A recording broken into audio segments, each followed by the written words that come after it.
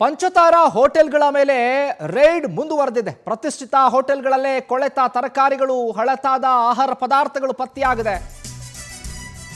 ನೋಡಿ, ದೊಡ್ಡ ದೊಡ್ಡ ಹೋಟೆಲ್ಗಳು ಅಂತ ಹೇಳ್ತೀವಲ್ಲ ನಾವು, ಅದೇ ದೊಡ್ಡ ದೊಡ್ಡ ಹೋಟೆಲ್ಗಳಲ್ಲಿ ಯಾವ ರೀತಿಯಾಗಿ ಇಟ್ಕೊಂಡಿದ್ದಾರೆ ಅನ್ನೋದು ಗೊತ್ತಾಗುತ್ತೆ. ಪ್ರತಿಷ್ಠಿತ ಹೋಟೆಲ್ಗಳಲ್ಲಿ ಅವಧಿ ಮೀರಿದ ನಾನ್ ವೆಜ್, ತಿನ್ನೋಕೆ ಯೋಗ್ಯವಲ್ಲದ ಫುಡ್ಗಳು ಪತ್ತೆಯಾಗಿದೆ. ಲಲಿತ್ ಅಶೋಕ್, ಏಟ್ರಿಯಾ, ಶಾಂಗ್ರಿಲಾ ಹೋಟೆಲ್ಗಳಲ್ಲೂ ಕೂಡ ಈಗ ಸೀಸ್ ಮಾಡಿದ್ದಾರೆ. ಒಟ್ಟು 50 ಕೆಜಿ ಕೋಳಿ ಮಾಂಸ, 25 ಕೆಜಿ ಮಾಂಸ, 23 ಕೆಜಿ ಎಲ್ಲವನ್ನೂ ಕೂಡ ಈಗ ಸೀಸ್ ಮಾಡಿದ್ದಾರೆ. 7 ಕೆಜಿ ತರಕಾರಿಗಳನ್ನು ವಶಕ್ಕೆ ಪಡ್ಕೊಂಡಿದ್ದಾರೆ. ಪಂಚತಾರ ಹೋಟೆಲ್ಗಳ ಮೇಲೆ ಈಗ ರೇಡ್ ಮುಂದುವರೆದಿದೆ. ಅಧಿಕಾರಿಗಳು ಪರಿಶೀಲನೆ ನಡೆಸಿದ್ದಾರೆ. ಅವಧಿ ಮೀರಿದ ನಾನ್ ವೆಜ್ಗಳು, ತಿನ್ನೋಕೆ ಯೋಗ್ಯವಲ್ಲದ ಫುಡ್ಗಳು ಪತ್ತೆಯಾಗಿದೆ. ಲಲಿತ್ ಅಶೋಕ್, ಏಟ್ರಿಯಾ, ದೊಡ್ಡ ದೊಡ್ಡ ಹೋಟೆಲ್ಗಳು, ಶಾಂಗ್ರಿಲಾ ಈ ಹೋಟೆಲ್ಗಳಲ್ಲಿ 7 ಕೆಜಿ ತರಕಾರಿಗಳನ್ನು ಕೂಡ ವಶಕ್ಕೆ ಪಡ್ಕೊಂಡಿದ್ದಾರೆ. ನೋಡೋದಕ್ಕೆ ಬಗೆ ಬಗೆಯಾಗಿ ಕಣ್ಣಿಗೆ ಕಾಣುತ್ತೆ.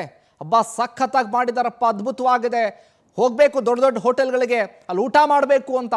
ಆದರೆ ಊಟ ಹೇಗೆ ತಯಾರಾಗುತ್ತೆ, ಅದಕ್ಕೆ ಬಳಸುವಂಥ ಪದಾರ್ಥಗಳು ಯಾವ್ಯಾವು, ಅದಕ್ಕೆ ಅವಧಿ ಮೀರಿದ್ಯಾ ಇನ್ನೂ ಇಲ್ವಾ, ಏನು ಗೊತ್ತಾಗೋದಿಲ್ಲ.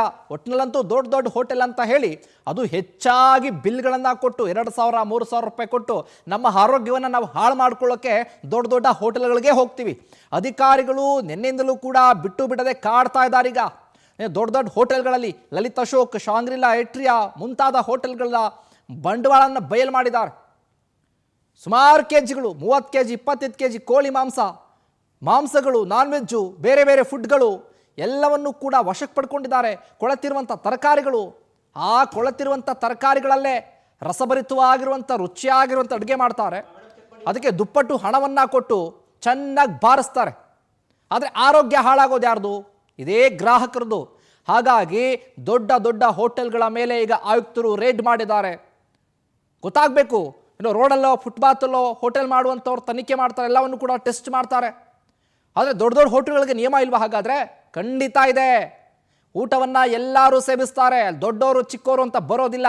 ಹಾಗಾಗಿ ಎಂಥ ದೊಡ್ಡ ಹೋಟೆಲ್ಗಳೇ ಆಗಿರಲಿ, ಮುಲಾಜಿಲ್ಲದೆ ತನಿಖೆ ಮಾಡೋದೇ, ಪರಿಶೀಲನೆ ಮಾಡೋದೇ. ಈ ರೀತಿಯಾಗಿ ಆಹಾರ ಪದಾರ್ಥಗಳು, ಅವಧಿ ಮೀರಿರುವಂಥ ಆಹಾರ ಪದಾರ್ಥಗಳನ್ನು ಬಳಕೆ ಮಾಡ್ತಾ ಇದ್ರೆ ಖಂಡಿತ ಅವರ ಮೇಲೆ ಕ್ರಮ ತೆಗೆದುಕೊಳ್ಳೋದೆ ಅಂತ ಅಧಿಕಾರಿಗಳು ಈಗ ರೇಡ್ ಮಾಡ್ತಾ ಇದ್ದಾರೆ. ಲಲಿತ್ ಅಶೋಕ್ ಹೋಟೆಲ್ನಲ್ಲಿ ರೇಡ್ ಮಾಡಿದ್ದಾರೆ. 76 ಕೆಜಿ ಮಾಂಸ ಜಪ್ತಿಯಾಗಿದೆ. ಏಟ್ರಿಯಾ ಹೋಟೆಲ್ನಲ್ಲಿ 105 ಕೆಜಿ ಅವಧಿ ಮೀರಿದ ಪದಾರ್ಥಗಳು ಪತ್ತೆಯಾಗಿದೆ. ಯಶವಂತಪುರದ ತಾಜ್ ಹೋಟೆಲ್ನಲ್ಲಿ 72 ಕೆಜಿ ಮಾಂಸ, ಮೀನು ಜಪ್ತಿ ಮಾಡಿದ್ದಾರೆ. ಶಾಂಗ್ರಿಲಾ ಹೋಟೆಲ್ನಲ್ಲಿ 15 ಕೆಜಿ ಮಾಂಸವನ್ನು ಜಪ್ತಿ ಮಾಡಿದ್ದಾರೆ ಅಧಿಕಾರಿಗಳು. ಇದರ ಜೊತೆಗೆ ಹೋಟೆಲ್ನಲ್ಲಿ 19 ಕೆಜಿ ಮಾಂಸವನ್ನು ವಶಕ್ಕೆ ಪಡ್ಕೊಂಡಿದ್ದಾರೆ ಅಧಿಕಾರಿಗಳು. ವೈಟ್ಫೀಲ್ಡ್ನ ತಾಜ್ ವಿವಾಂತಾದಲ್ಲಿ 3 ಕೆಜಿ ಬೇಕರಿ ಉತ್ಪನ್ನಗಳನ್ನು ವಶಕ್ಕೆ ಪಡ್ಕೊಂಡಿದ್ದಾರೆ. ಅವಧಿ ಮೀರಿರುವಂಥ ಬೇಕರಿ ಉತ್ಪನ್ನಗಳನ್ನು, 32 ಲೀಟರ್ ಅವಧಿ ಮೀರಿರುವಂಥ ಹಾಲನ್ನು ನಾಶಪಡಿಸಿದ್ದಾರೆ ಅಧಿಕಾರಿಗಳು ಹೋಟೆಲ್ಗಳಲ್ಲಿ. ಹಾಗಾಗಿ ನೋಡಿ, ಲಲಿತ್ ಅಶೋಕ್ ಹೋಟೆಲ್ನಲ್ಲಿ 76 ಕೆಜಿ ಮಾಂಸ, 200 ಕೆಜಿ ತರಕಾರಿಯನ್ನು ಜಪ್ತಿ ಮಾಡಿದ್ದಾರೆ. 32 ಕೆಜಿ ಲೀಟರ್ ಅವಧಿ ಮೀರಿರುವಂಥ ಹಾಲನ್ನು ಚೆಲ್ಲಿದ್ದಾರೆ. ಇನ್ನು ಶಾಂಗ್ರಿಲಾದಲ್ಲಿ 15 ಕೆಜಿ ಮಾಂಸ ಜಪ್ತಿ ಮಾಡಿದ್ದಾರೆ. ಇದರ ಜೊತೆಗೆ 4 ಸೀಸನ್ ಹೋಟೆಲ್ ಬೆಂಗಳೂರು 19 ಕೆಜಿ ಮಾಂಸ ಜಪ್ತಿಯಾಗಿದೆ. ತಾಜ್ ವಿವಾಂತ ಬೆಂಗಳೂರು ವೈಟ್ಫೀಲ್ಡ್ 3 ಕೆಜಿ ಅವಧಿ ಮೀರಿರುವಂಥ ಬೇಕರಿ ಉತ್ಪನ್ನಗಳು. ಇನ್ನು ಯಶವಂತಪುರದ ತಾಜ್ 75 ಕೆಜಿ ಮಾಂಸ, ಇನ್ನು ಸಾಲಮನ್ ಮೀನು ಜಪ್ತಿ ಮಾಡಿದ್ದಾರೆ. ಹೋಟೆಲ್ ಏಟ್ರಿಯಾದಲ್ಲಿ 105 ಕೆಜಿ ಅವಧಿ ಮೀರಿರುವಂಥ ಆಹಾರ ಪದಾರ್ಥವನ್ನು ಜಪ್ತಿ ಮಾಡಿಕೊಂಡಿದ್ದಾರೆ. 50 ಕೆಜಿ ಕೋಳಿ ಮಾಂಸ, 25 ಕೆಜಿ ಮಾಂಸ, 23 ಕೆಜಿ ಮೀನು, ಹಾಗೆ 7 ಕೆಜಿ ತರಕಾರಿಗಳನ್ನು ಜಪ್ತಿ ಮಾಡಿದ್ದಾರೆ. ನೋಡಿ, ಎಲ್ಲ ಹೇಳಿದ್ನ ಕೆಜಿ ಗಟ್ಟಲೆ, ಈ ಕೆಜಿ ಗಟ್ಟಲೆ ಏನಾದರೂ ಕೂಡ ಜಪ್ತಿ ಮಾಡಿಲ್ಲ ಅಂತ ಅಂದರೆ ಅವೆಲ್ಲವನ್ನೂ ಕೂಡ ಗ್ರಾಹಕರ ಮೇಲೆ ಹಾಕ್ತಾ ಇದ್ರು, ಅದನ್ನೇ ಅಡುಗೆ ಮಾಡಿ ಬಡಿಸ್ತಾ ಇದ್ರು.